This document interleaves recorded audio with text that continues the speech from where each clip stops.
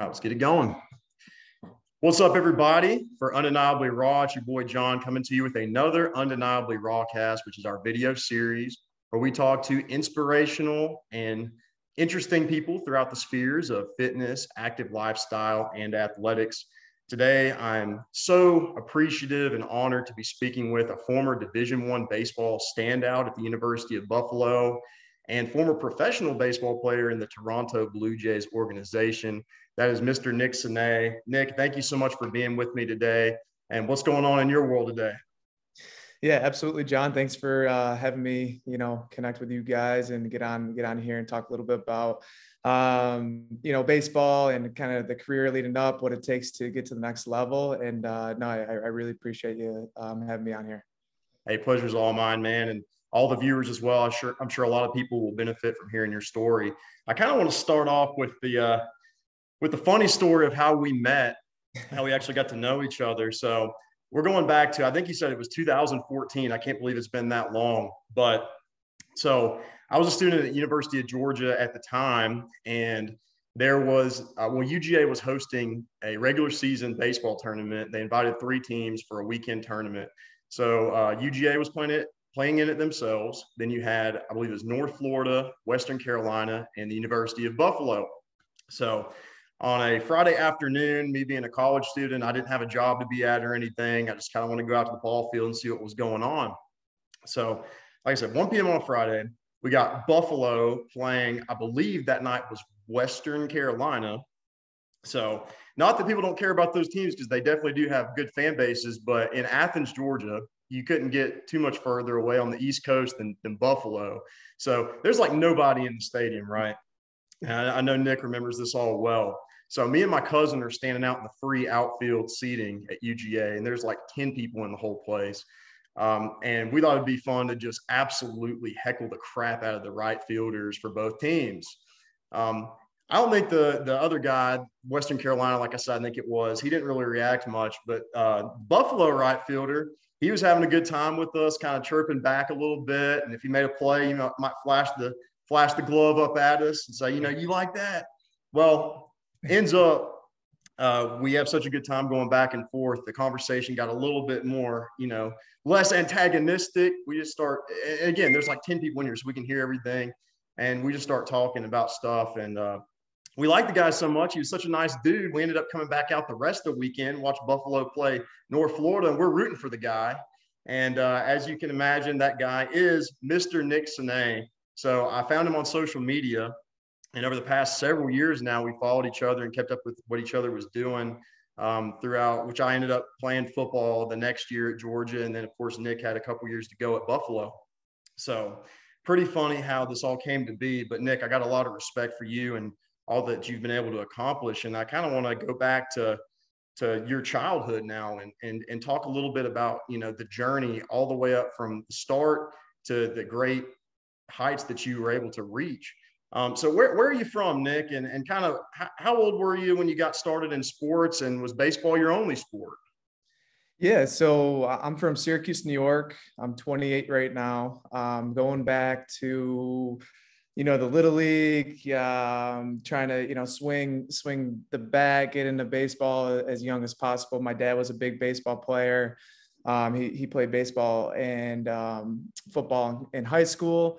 And then he had an opportunity to kind of get picked up by, he was getting recruited / scouted by professional baseball teams.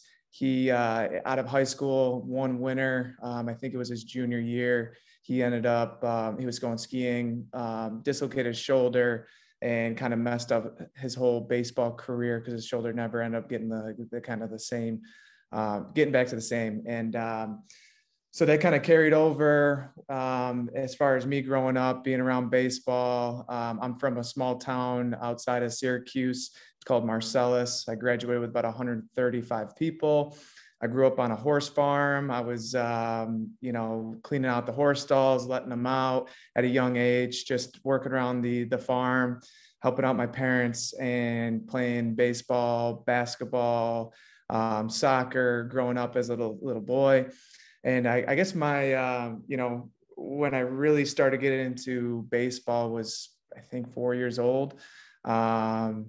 Basically, whenever I was able to pick up a bat, playing out in the backyard, wiffle ball, and then getting into Geddes Little League, which was a town close by, that they had a little league that I started playing, coach pitch. I never ended up playing t-ball, actually. Kind of went right to coach pitch at a young age, and 4 or 5 years old, out there, probably picking dandelions, I'm sure, in the beginning. But that's kind of where it all started. As I kind of progressed through middle school, and keep playing baseball, found a passion, still liked it, and I was still trying to play soccer, and then eventually in the middle school, picking up football. So I always kind of stood out. I was always making the Little League all-star teams. Just had a pretty much, I'd say, a natural ability to play baseball and be a little bit better than a lot of kids, but I enjoyed it. My dad helped me out. He taught me the basics of baseball and all that kind of stuff. But I really, when I got into middle school, I was playing football, basketball, and baseball, and I kind of fell in love with football, to be quite honest with you.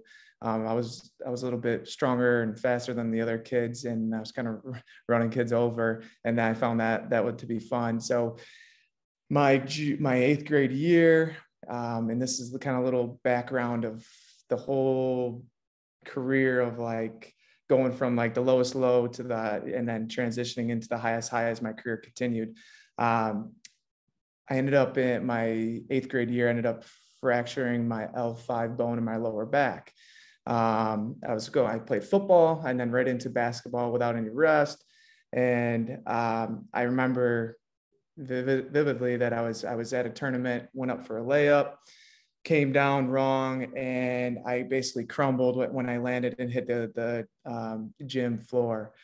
I thought I pulled a muscle. I couldn't get up. I couldn't really walk it off. The coaches came out, and I think my dad was the coach, and my one of my best friends, dad at the time, they were coaching our travel team.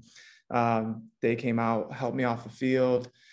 We had gone to a bunch of doctors.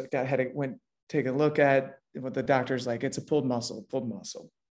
And this was kind of leading up. It was basketball season, and I was getting ready to play junior varsity as an 8th grader. I got pulled up, and I was like, oh man, like I'm gonna, let's wait 6 weeks. They're like, it's pulled muscle. Let's give it some time to rest. So once tryouts came out for the junior varsity team, I went up. I was finally feeling better. My back had gotten up to speed, and then I ended up skidding in the cage, and I swung, and my back gave out. So we went to the hospital. I got a bone scan, X-rays, all that stuff. I bilaterally fractured my L5 bone on both sides of my vertebrae.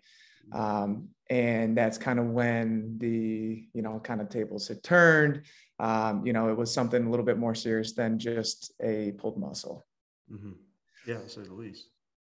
So we were going back into, doctor after doctor, what this looks like. And our first opinion of the doctor, he goes, this is a stress fracture. This is something that, if it doesn't heal the right way, you may never play sports again. And as probably when I was 14 years old, sports was my whole life. That's what I loved playing. I'm, playing backyard baseball, and then playing at the competitive level just in grade school and into middle school. I kind of started crying. I remember my mom and I were in the doctor's office, just started crying, right off the bat, like just absolutely crushed me. So we kind of regrouped, got a second opinion, and then a third one. And, there was a lot more hope as we kind of went from doctor to doctor. And they would say, one of the biggest things that they stressed was, there may be a chance you might not be able to play sports depending on how it heals, but as long as you do X, Y, and Z, strengthen your core, get into a good workout, strengthen, all the muscles around it, the cartilage, and, hopefully we can do this without any surgery, because they were nervous about operating on a 14-year-old with a broken spine, essentially.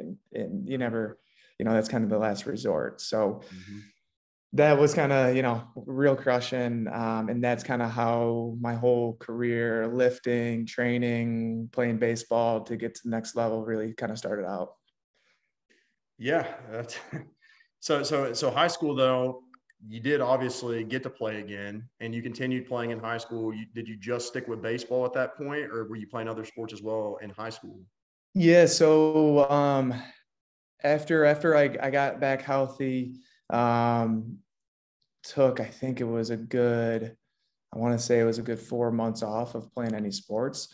I ended up getting into a weight program called Strength and Motion. And that was, it was, pretty close to my house, within 15-20 minute drive. And that's where I really started learning the correct way to lift, train, and which essentially helped my body be strong enough to where I could play my favorite sport. So I actually wasn't able to, the doctors recommended me, and mainly my mom didn't want me to play football, even though it crushed me, because I was, I think I was good enough to play at the varsity level as a freshman. And so I gave up football. That's when I went to Strength and Motion, started training, and then I continued to play basketball, and then baseball. I made the varsity team as a freshman, and kind of just really took off with that. Yeah. And what I wonder about is how much, so not only did the strength and conditioning that you had to do to recover from your injury, obviously, that helped you to recover, but how much do you think that work you did, how much do you think it helped you separate yourself from other athletes at your school and your sport? Like, do you think that played a big role in you making it as far as you did in baseball? Just that you kind of had to, you got forced into focusing on your strength and conditioning, but like, do you think that you stuck with that and that really ended up making a big difference in how far you were able to go? 1,000,000%. As far as like the worth ethic, coming off learning from my parents, living on the farm, knowing that, I wasn't sitting on I guess we probably didn't have iPads or tablets at the time, but sitting around the couch and watching, TV all the time. I was always out active, learning what work was and kind of what I didn't want to do, and supplement that into playing sports and hopefully taking the next level. So going back to, the workouts, 1,000,000 times over, it helped me tremendously. I was the strongest kid on my baseball team. I trained. It gave me, it helped build, a foundation to where I was able to come into college at Buffalo and be one of the strongest freshmen on the teams, one of the fastest guys in my freshman class, and to kind of pick up right there with other teammates that have been at Buffalo, and start training with them and being at the same weights as them as sophomore or even junior year, as me being a freshman coming in. It played out a huge role to be bigger, faster, stronger than the guy next to you. That's awesome. And when was it that you started kind of getting attention from college coaches in high school? And was Buffalo always your number one? Did you, how did it wind up that you ended up at Buffalo? How'd you make that decision? Yeah, so I actually I played played on a travel team in Syracuse. It's called Sports Zone Academy. It was academy. Had a bunch of guys, local guys, even from like Rochester, Buffalo area, kind of all over New York State, come in and play in these tournaments. And I was traveling down to Georgia, down at the Perfect Game tournaments down there. We were in New Jersey, Field of Dreams down to Long Island, all that kind of stuff. So I was on this team. I was traveling. I was playing baseball. I wasn't always necessarily on, when you start picking people from all over Central New York, the talent gets better and better. And I wasn't, I kind of found where I wasn't totally at the top of the playing field. You know, there's bigger fish than just little central New York. And kind of when I really started playing in these tournaments and getting a feel and starting getting looked at, I was actually a catcher in high school. And my travel coaches, Dickie Woodridge and Tim Alexander, they had both played at the professional level, and they actually saw, you know, my speed as an attribute to help get me to play college ball. So I ended up switching in travel ball to outfield, and ultimately I was in these tournaments playing and it started to get attention. I liked Northeastern, which was in Boston, right downtown. I was getting recruited by them, a D3 school out of Cortland, New York, which is just about an hour and some change south of Syracuse.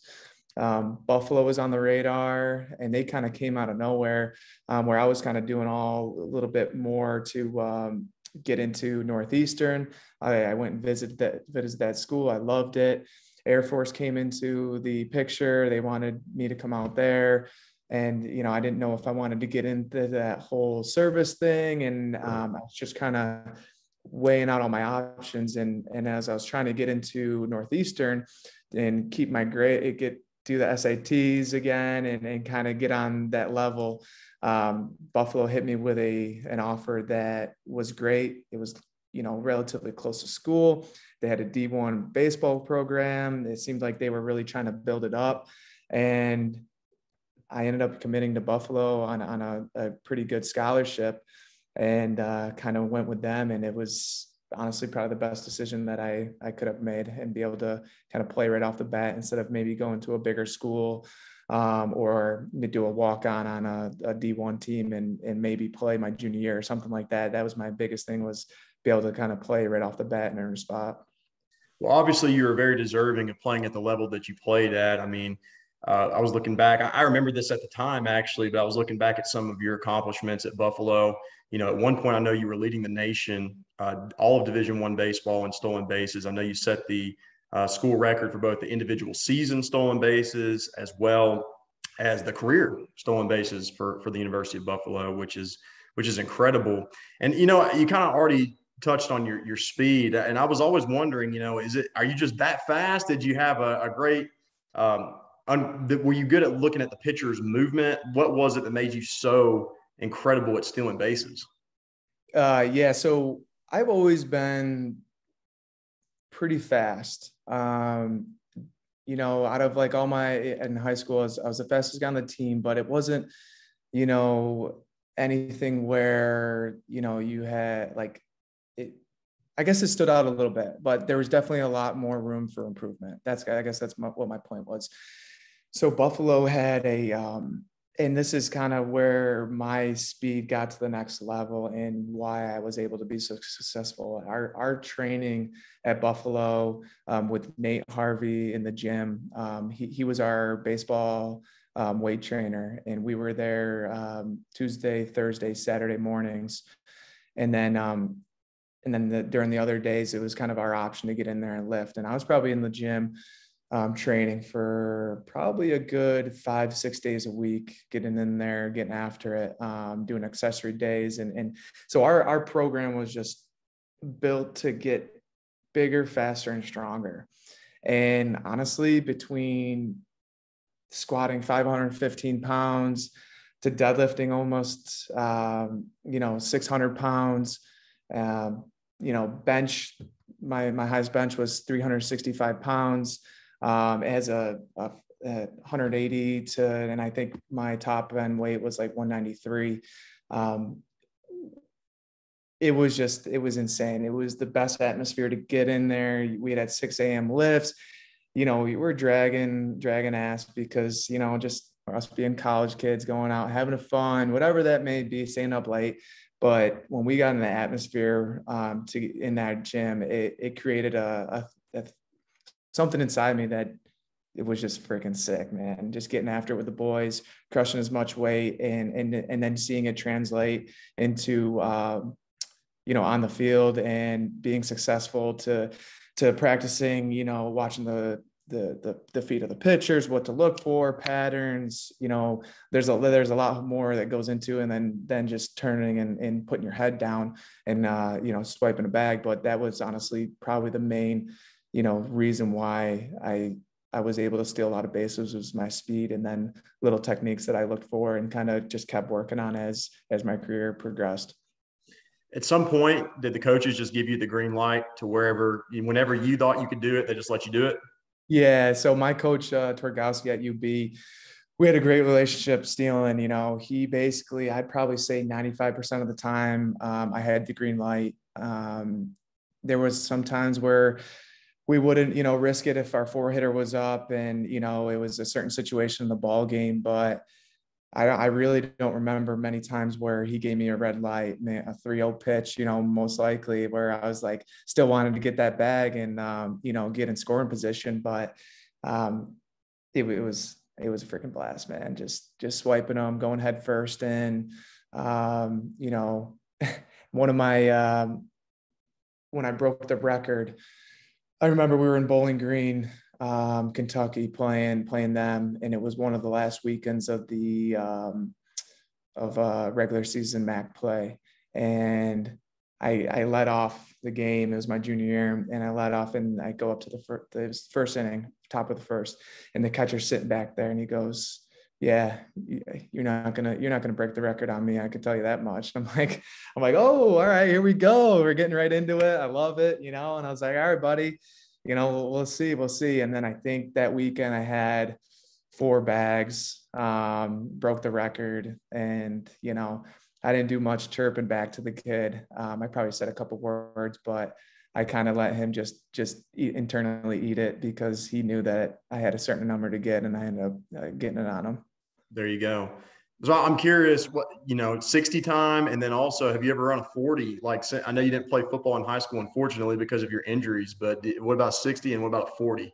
Yeah, I never really got a good number on the 40. My 60 time, I got clocked in my junior year. Let's see, sophomore. So my junior year, I got drafted. So it'd be my sophomore summer. I was playing in the Valley League in Virginia, and made the all-star team, all that stuff. And they did the 60 times, and I ran a 6.25 on my 60 time. I'm trying to think. I mean, that's like elite tier, right? Time wise. Yeah. Most guys are, when you're getting 6'5", 6'6", 6'4", even, that's moving pretty good.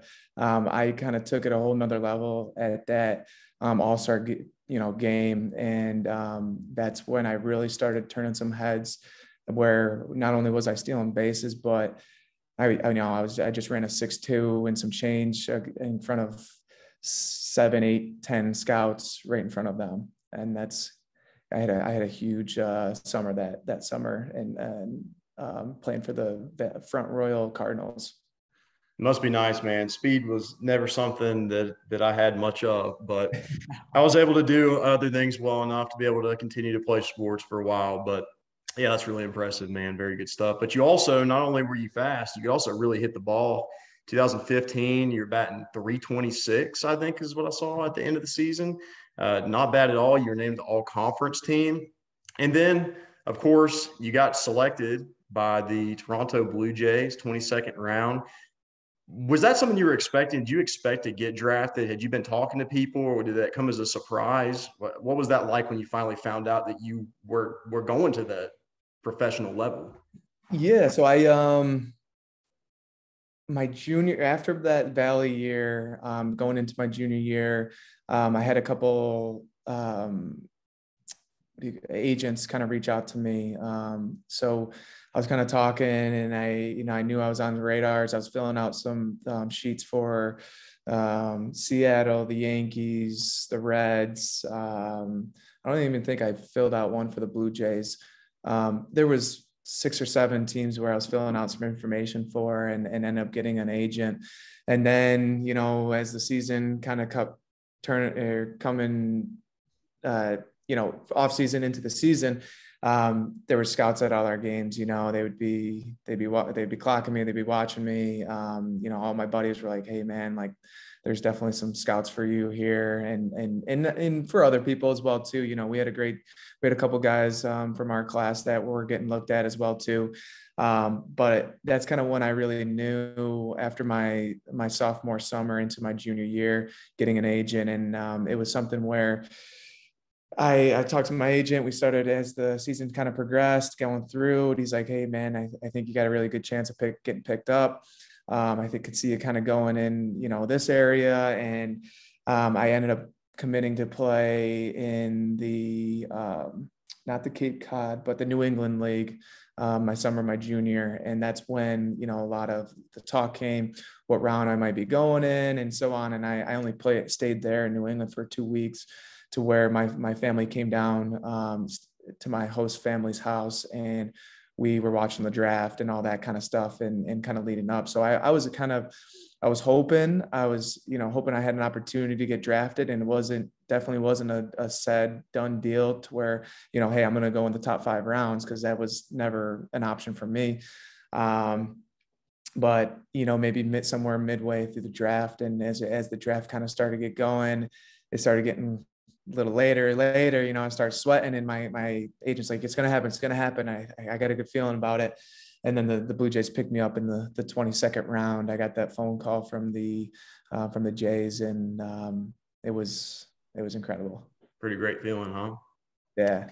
Well, I want to talk just a little bit about your experience playing professionally. I mean, just kind of give me a rundown of what it was like, just the lifestyle of being in minor league baseball. I mean, did you enjoy yourself? I hear mixed things, to be honest with you. You know, I feel like there's a lot of people who are happy that they made it that far, and, you know, they still had the dream was alive. And then, you know, you also hear that it's pretty tough. You're on the road all the time. Not that you weren't in college, because you were on the road a lot then, but to another level in the minor leagues. And I mean, what was your overall kind of experience in the minor leagues? Yeah, I mean, getting paid to play baseball is something that everybody dreams about. You know, I wasn't a first round guy that signed for $1 million. You know, so playing professional ball was sick. I mean, I have lifelong friends from the Jays.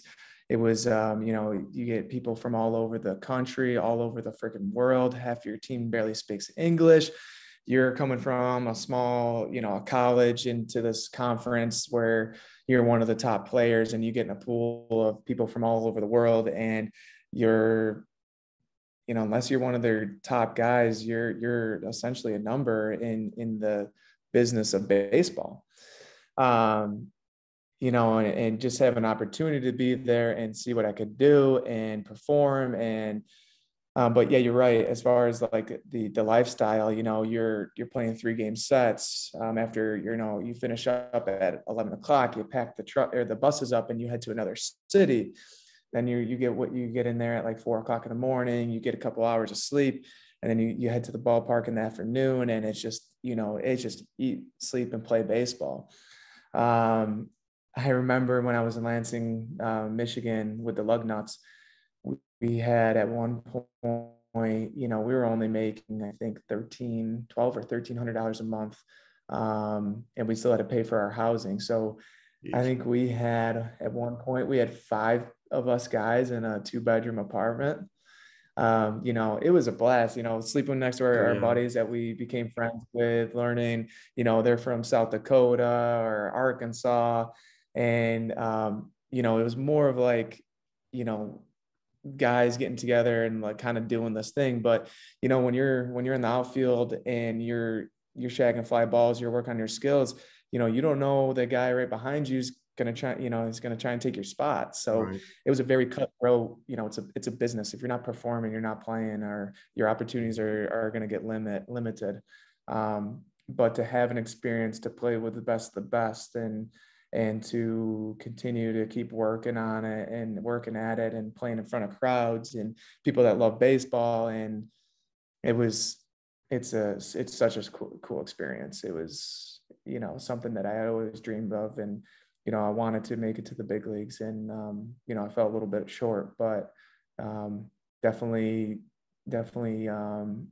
achieved a lot of my goals throughout the way. Yeah, for sure. No, you had an incredible career. And I was going to ask you kind of as we wind down here, do you have any favorite memories or any, of your accomplishments you're most proud of? Share with me a couple of things that you really especially remember in college and pro, just some of your favorite memories. I gotta be honest. A lot of the stories that I do tell is the story of us playing at Georgia. I mean, No Georgia. kidding. Yeah, I shit you not. Like Georgia was one of my favorite places to play. When we were playing against Georgia, the atmosphere, it was I think it was a Friday night game or Saturday night, but it was under lights. We were beating a really good baseball team going into, I think, the bottom of the eighth.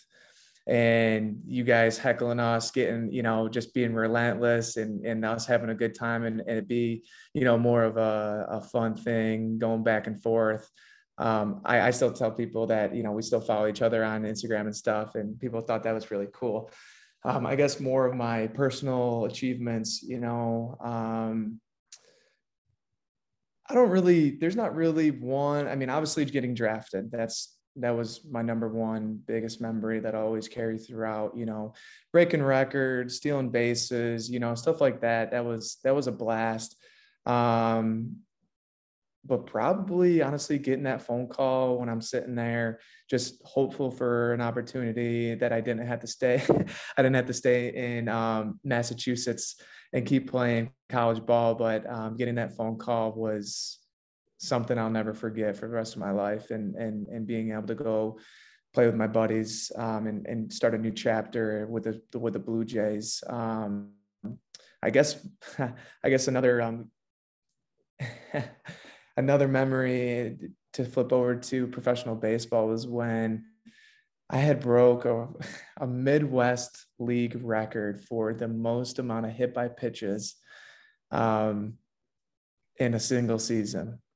And wow. I think, I don't remember the number was, I think it was 38 hit by pitches, 35 or 38. And I just remember I was getting really close. I think I was within one of the single season record. And my buddies, I think it was Gino and Sinay and